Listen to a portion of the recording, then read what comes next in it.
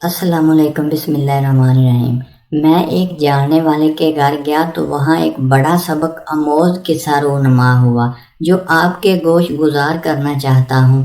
میں ان کے drawing room میں جا کر بیٹھا تو کچن ڈرائنگ روم کے ساتھ اٹیچ تھا، جس کی وجہ سے کچن میں ہونے والی گفتگو کو تھوڑا غور کرنے سے سنا جا سکتا تھا۔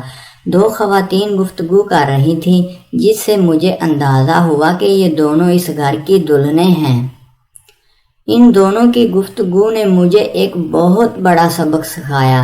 ایک خاتون دوسری سے کہہ رہی تھی کہ تم پر کتنا ظلم ہوتا ہے، سارا دن تم سے گھر کے کام کرواتے رہتے ہیں، ہر کوئی تمہیں نوکر کی طرح سمجھتا ہے، شاید اس لیے کہ تم مڈل کلاس فیملی سے تعلق رکھتی ہو، اور مجھے دیکھو، گھر میں سارا دن رانیوں کی طرح راج کرتی ہوں، کوئی مجھے کچھ نہیں کہتا، جس کو کام ہوتا ہے وہ تمہیں ہی کہتا ہے، تمہیں ان لوگوں نے گھر کی نوکرانی بنا کر رکھا ہوا ہے، تم اپنے شوہر کو کیوں نہیں بتاتی یہ سب؟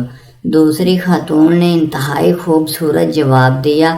اس نے کہا، مجھے اس بات پر فخر ہے کہ گھر کے افراد ہر کام کے لیے میرا انتخاب کرتے ہیں، کیونکہ مجھے ان کے کام کرنے سے خوشی محسوس ہوتی ہے، اور جب میں اس گھر کے کاموں کو اپنا سمجھ کر کرتی ہوں تو مجھے تھکن محسوس نہیں ہوتی، اور جب میرا شوہر گھر آتا ہے تو وہ گھر کے ہر فرد سے میرے لیے تعریفی کلمات سنتا ہے تو مجھ سے خوش ہو جاتا ہے، اور میرے شوہر کے چہرے پر آنے والی وہ خوشی میرے دن بھر کی تھکن کو پل بھر میں ختم کر دیتی ہے، اور پھر میں اللہ کا شکر ادا کرتی ہوں کہ میں اپنے شوہر کی نافرمانی اور ناراضگی سے محفوظ ہوں۔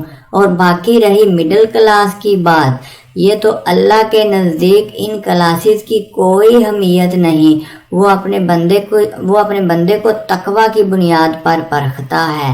اس لیے میں اپنے شوہر کی نافرمان ہو کر اپنے رب کو ناراض نہیں کرنا چاہتی، اس کے لیے چاہے مجھے کوئی بھی قربانی دینی پڑے۔